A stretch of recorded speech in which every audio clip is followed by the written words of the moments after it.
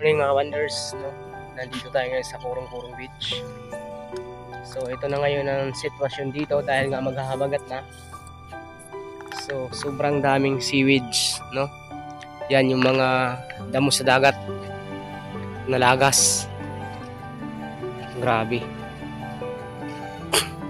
Oh, sobrang kapal niyan. Ito pag malalaki na yung alon, tambak na yan dito sa playa. Sampa na yan hanggang dyan sa may bakod na yan. Sampa na yan dyan pag may bagyo na. Grabe.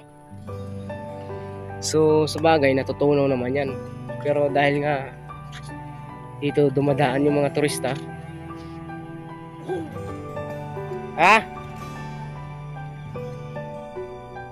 Iniwan ko dahil dito dumadaan yung mga turista, parang mandidiri sila dito mga wonders. Mandidiri sila dito. Yan, sobrang kapal mga wonders, no?